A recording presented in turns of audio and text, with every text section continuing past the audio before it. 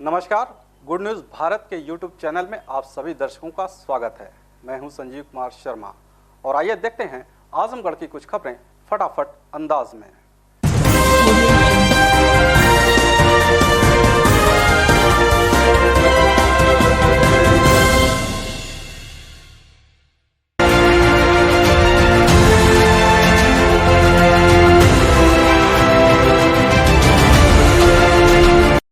आजमगढ़ जिले के निजामाबाद क्षेत्र में 10 सितंबर को हुई युवक की हत्या का एसपी ने किया खुलासा। 3 गिरफ्तार, गमछा व मोबाइल बरामद।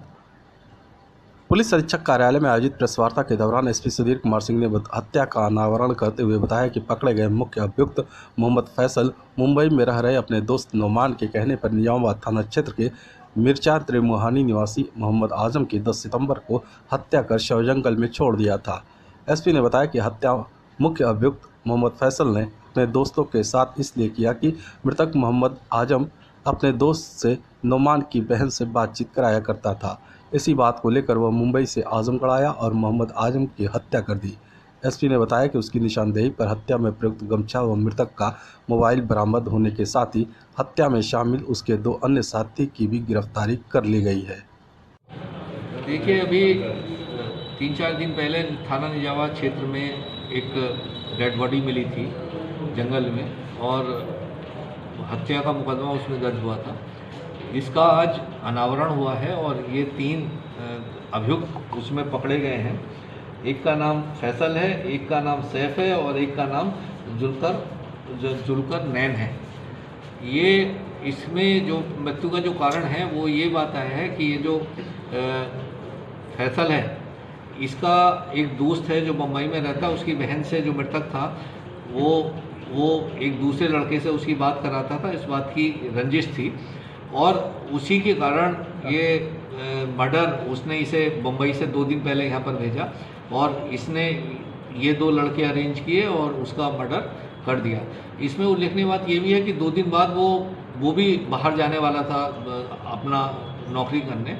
उसी बीच में ये इनके द्वारा किया गया। इनके द्वारा एक लड़की के बहाने उसे बुलवाया गया कि लड़की से मिलवाना है और जंगल में फिर उसका गला घोंटकर गमछे से उसकी हत्या कर दी गई।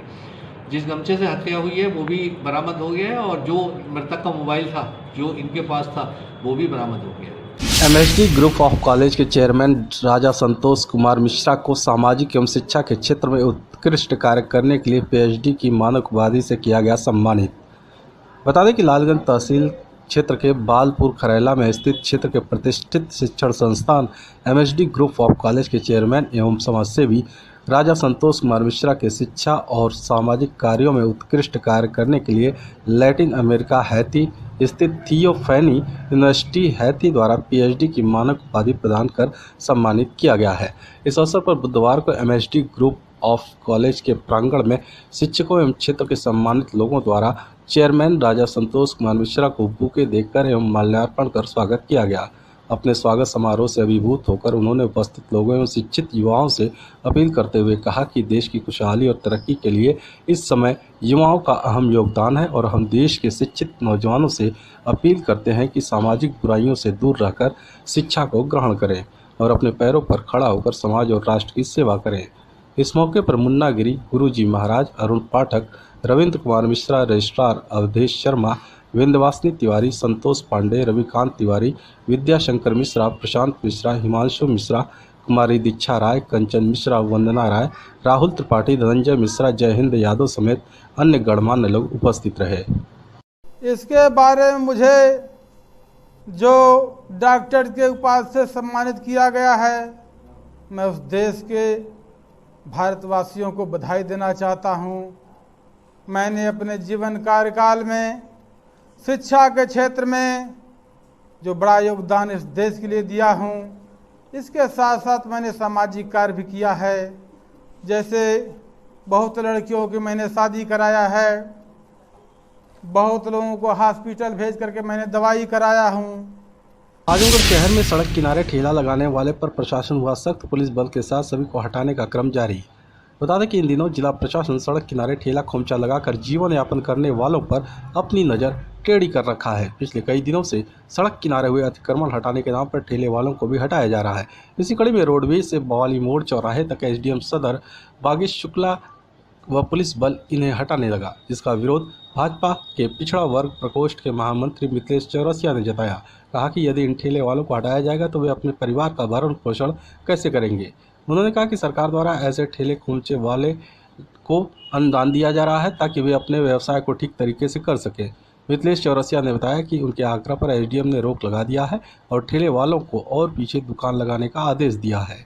प्रशासन द्वारा जो कार्य किया जा रहा है सराहनीय है, लेकिन रेहड़ी पटरी दुकानदारों को नज़रअंदाज न किया जाए, क्योंकि ये लोग वो गरीब तबके हैं जो लोग अपना चोरी चमारी नहीं करते, कोई इनके द्वारा कोई भी आपराधिक कार्य नहीं किया जाता है। यह लोग शर्म लिहाज को ताक पे रख करके रोड पे चाट बेचने का काम करते हैं, सब्जी बेचने का कार्य करते हैं, अनेकों कार्य करते हैं। इनके ऊपर एसडीएम सदर द्वारा जो कार्रवाई की जा रही है यह अति निंदनीय है। हमने एसडीएम साहब से बात भी किया है तो एसडीएम साहब ने कहा है कि सारे दुकानदारों को आप पीछे करवाइए, जो रोड पे पाया जाएगा उसे तोड़ा जाएगा। मैंने सर उनसे ये भी निवेदन किया कि सर उत्तर प्रदेश सरकार द्वारा सारे रेहड़ी पटरी वालों को रजिस्ट्रेशन करवाया जा रहा है, 10 हज़ार रुपये उनको दिलवाया जा रहा है। उन्होंने मेरी बात को रखा है और यहाँ पे तोड़फोड़ उन्होंने रुकवाया। चौकी प्रभारी लालगंज समेत देवगांव थाने के 5 उप निरीक्षक और एक वरिष्ठ उप निरीक्षक का हुआ तबादला। एसपी सुधीर कुमार सिंह ने लिस्ट जारी करके दी जानकारी। सोमवार की देर रात पुलिस महकमे में भारी प्रशासनिक फेरबदल किया गया। एसपी आजमगढ़ सुधीर कुमार सिंह ने कई उप निरीक्षकों का तबादला कर दिया, जिसमें देवगांव थाने में कुल 5 उप निरीक्षक सहित एक वरिष्ठ उप निरीक्षक को इधर से उधर किया गया।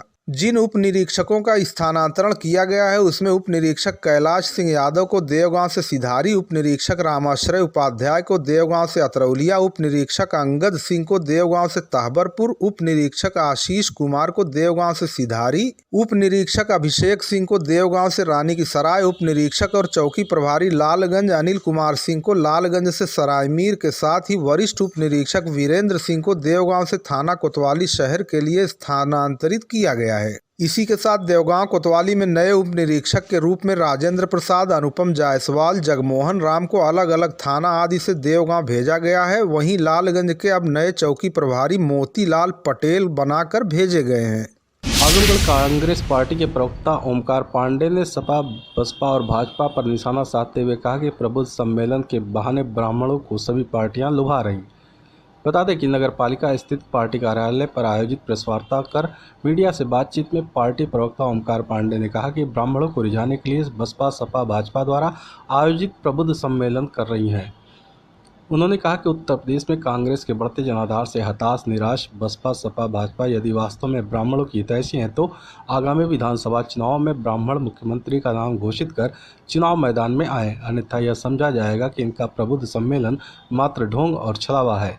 जाति और धर्म की राजनीति के सहारे सत्ता में आए गैर कांग्रेसी राजनीतिक दलों की सरकारों ने 32 वर्षों में उत्तर प्रदेश को बदहाल स्थिति में ला दिया। इनके पास अपनी उपलब्धि बताने के लिए कुछ भी नहीं है। उत्तर प्रदेश के विकास का कोई एजेंडा भी इनके पास नहीं है। जब चुनाव नज़दीक आते हैं तो ब्राह्मण इन्हें याद आते हैं। गैर कांग्रेसी सभी अवसरवादी दलों ने हमेशा ब्राह्मणों को छला है। कांग्रेस पार्टी ने उत्तर प्रदेश में 6 ब्राह्मण मुख्यमंत्री दिए थे। कांग्रेस प्रवक्ता ने आगे कहा कि कांग्रेस पार्टी जाति धर्म की राजनीति में विश्वास नहीं करती, सिर्फ काम करने में विश्वास करती है। कांग्रेस पार्टी सभी जातियों धर्मों की पार्टी है, सबको एक साथ लेकर चलती है। सभी जाति धर्म के लोगों को पार्टी में उचित सम्मान मिलता है। इसी कारण मात्र 1 वर्ष में ही कांग्रेस जिलाध्यक्ष प्रवीण कुमार सिंह के समक्ष आजमगढ़ जनपद के लगभग 500 नए युवा ब्राह्मणों ने कांग्रेस की सदस्यता ग्रहण की और कांग्रेस ग्राम के गठन में ब्राह्मण लगातार कांग्रेस से जुड़ते जा रहे हैं। आज ब्राह्मण पूरी तरह कांग्रेस के साथ खड़ी है। ब्राह्मण प्रबुद्ध सम्मेलनों के नाम पर ढोंग करने वाले राजनीतिक दलों को 2022 के विधानसभा चुनाव में सबक सिखाने के लिए पूरी तरह जनता तैयार है।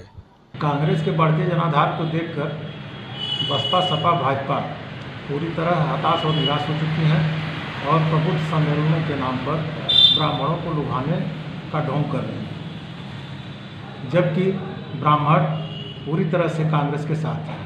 आजमगढ़ कलेक्ट्रेट में अपर जिलाधिकारी वित्त एवं राजस्व की अध्यक्षता में कर कलेक्टर की समीक्षा बैठक संपन्न, दिए आवश्यक दिशा निर्देश। बैठक में माह अगस्त 2021 तक की कर राजस्व के अंतर्गत स्टाम्प एवं पंजीकरण, आबकारी, बिक्री, वाणिज्य कर, वाहन कर, माल एवं यात्री कर, विद्युत कर तथा शुल्क तथा करेत्तर राजस्व के अंतर्गत वानिकी एवं वन्य जीव, भू तत्व, धातु कर्म, लोक निर्माण विभाग, नगर विकास विभाग तथा कृषि मंडी समिति बाट माप के राजस्व वसूली की विस्तार से समीक्षा की गई। समीक्षा के दौरान कर राजस्व में पाया गया कि स्टाम्प एवं पंजीकरण में माह का क्रमिक प्राप्ति का प्रतिशत 62.95, आबकारी में 71.69, बिक्री वाणिज्य कर में माह का क्रमिक प्राप्ति का प्रतिशत 63.56, वाहन कर, माल एवं यात्री कर में माह का क्रमिक प्राप्ति का प्रतिशत 70.66, विद्युत कर एवं शुल्क में माह के क्रमिक प्राप्ति का प्रतिशत 94.25, करेत्तर राजस्व के अंतर्गत वानिकी एवं वन्य जीव में माह के क्रमिक प्राप्ति का प्रतिशत 71.83, खनन में माह के क्रमिक प्राप्ति का प्रतिशत 51.42, लोक निर्माण विभाग में 22.39, नगर पालिका परिषद आजमगढ़ में 76.48, कृषि मंडी समिति में 44.39, जो गत वर्ष में इसी माह के क्रमिक प्राप्ति के प्रतिशत में कम पाए जाने पर अपर जिलाधिकारी वित्त एवं राजस्व ने समस्त कर करेत्तर राजस्व के संबंधित अधिकारियों को वसूली में तेजी लाते हुए लक्ष्य को पूर्ण करने के निर्देश दिए। उन्होंने आगे कहा कि प्राथमिकता के आधार पर संबंधित अधिकारी कर राजस्व एवं करेत्तर राजस्व की वसूली लक्ष्य के सापेक्ष 100% कराना सुनिश्चित करें। खबरों में हो चला है एक छोटे से ब्रेक का। मिलते हैं ब्रेक के बाद। आप देखते रहिए गुड न्यूज भारत।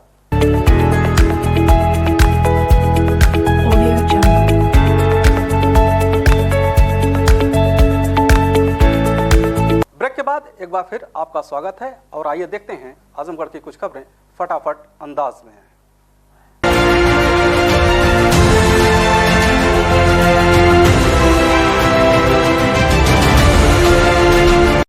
बघरमा उर्फ मौलानापुर गांव में गणेश उत्सव में जुट रही है भारी भीड़। विभिन्न प्रकार के कार्यक्रम किए जा रहे हैं आयोजित। लालगंज विकासखंड क्षेत्र के विभिन्न स्थानों पर गणेश उत्सव इस समय धूमधाम से मनाया जा रहा है। इसी क्रम में बघरमा उर्फ मौलानापुर गांव में गणेश उत्सव के अवसर पर भारी संख्या में ग्रामीण तथा महिलाएं मंदिर पर पहुंच रही हैं, जहां विभिन्न प्रकार के कार्यक्रमों का आयोजन किया जा रहा है। आपको बता दें, ग्रामीण अंचल में भी इस समय गणेश उत्सव की पूरी धूम मची हुई है तथा विभिन्न प्रकार के कार्यक्रमों का आयोजन किया जा रहा है।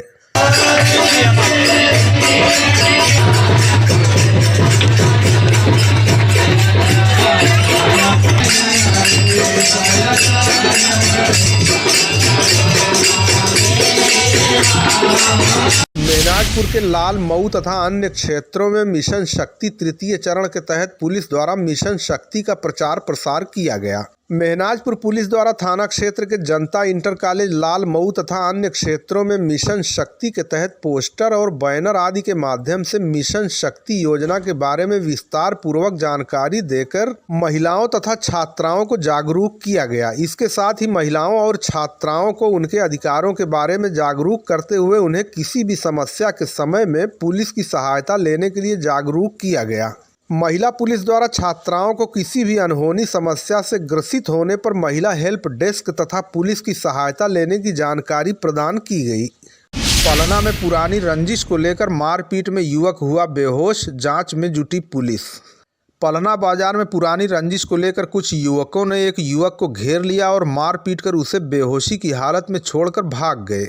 प्राप्त समाचार के अनुसार मेहनगर थाने के कटाई गांव निवासी सूरज सिंह के पुत्र का देवगांव कोतवाली के लटेहरा गांव के युवकों से पुरानी रंजिश में झगड़ा चला आ रहा था। सूरज सिंह का पुत्र पीयूष सिंह पलना बाजार में गया था, जहां पर 5 युवकों ने पीयूष सिंह को घेर लिया और मारपीट कर बेहोश कर दिया। घायल पीयूष की तहरीर पर पुलिस ने लटेहरा गांव निवासी युवकों के खिलाफ रिपोर्ट दर्ज करके जांच पड़ताल आरंभ कर दी है। लालगंज में पूर्व मंत्री बलराम यादव की बहू और अतरौलिया विधायक संग्राम यादव की भाभी के निधन पर हुई शोक सभा। समाजवादी पार्टी के राष्ट्रीय महासचिव और पूर्व मंत्री बलराम यादव की बहू विद्या सागर यादव की पत्नी सुमन यादव के निधन पर एक शोक सभा विधानसभा अध्यक्ष लालगंज राजनारायण यादव की अध्यक्षता में लालगंज डाक बंगले पर आयोजित की गई। शोक सभा में उनके निधन पर गहरा शोक व्यक्त करते हुए 2 मिनट का मौन रखकर उनकी आत्मा की शांति के लिए प्रार्थना की गई। बैठक में लल्लन यादव, अल्पसंख्यक अध्यक्ष शहीम अहमद खान, अरमान खान, मुखराम यादव, रम्मन यादव, नदीम अहमद, गुलाब राजभर, श्रीकांत गौड़, छेदी सरोज, नदीम अहमद, साहब लाल यादव, विनोद यादव, अमित राय, जेपी यादव, गुलाब यादव, अमित कन्नौजिया आदि प्रमुख रूप से मौजूद रहे। सेवा परमो धर्म अभियान के तहत कांग्रेस की एक बैठक लालगंज में हुई आयोजित। कोरोना से मृतक आश्रितों को मुआवजा देने की मांग।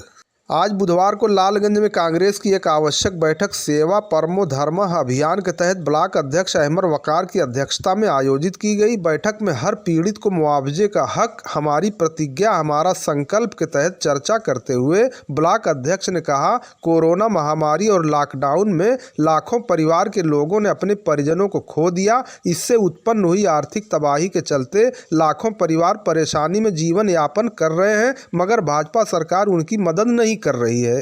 इन परिवारों के अधिकार के लिए कांग्रेस ने उत्तर प्रदेश राष्ट्रीय महासचिव प्रियंका गांधी और प्रभारी उत्तर प्रदेश कांग्रेस द्वारा 4 लाख मुआवजा दो अभियान की शुरुआत की गई है। हर मुख्यालयों पर इसके लिए बैठक की जा रही है। उन्होंने कहा कि सरकार के आंकड़े के मुताबिक पूरे उत्तर प्रदेश में कोरोना से 22,433 मौतें हुई हैं, जबकि RTI से पता चला है कि केवल लखनऊ में 30,000 से अधिक मौत हुई। ऊपर रिंकू चौहान, चंद्रशेखर आज़ाद, प्रशांत कुमार राय, जसवंत कुमार, दुखरन पासवान, अभिषेक मिश्रा, गुलाब चंद एडवोकेट, विनोद कुमार, सुरेंद्र कुमार सहित आदि कार्यकर्ता उपस्थित रहे। प्राथमिक शिक्षक संघ के धरने के विरुद्ध सुल्तानपुर के शिक्षा मित्र ने कहा, नहीं बनेंगे भीड़ का हिस्सा। सरुपहा में विरोध प्रदर्शन की खबर।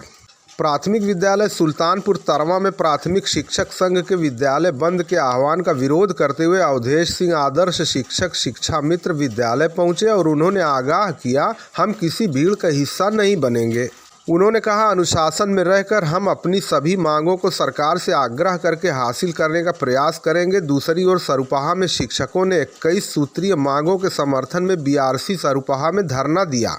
उत्तर प्रदेश प्राथमिक शिक्षक संघ ब्लॉक इकाई लालगंज ने BRC सरुपहा पर वीरेंद्र प्रताप सिंह की अध्यक्षता में 1 दिवसीय धरना देकर विद्यालय में कार्यरत शिक्षक, शिक्षा मित्रों, अनुदेशकों, रसोइयों की सेवा संबंधित समस्याओं और वेतन विसंगतियों पर शासन का ध्यान केंद्रित कराया। धरने को संबोधित करते हुए शिक्षक संघ ब्लॉक अध्यक्ष डॉक्टर सत्यप्रिय सिंह ने प्रदेश सरकार को चेताया कि सरकार को 6 माह बाद पुनः चुनाव में जाना है। अगर शिक्षकों तथा अन्य सभी कर्मियों को पुरानी पेंशन से आच्छादित नहीं किया गया तो हम सभी शिक्षक कर्मचारी राजनीतिक निर्णय भी ले सकते हैं।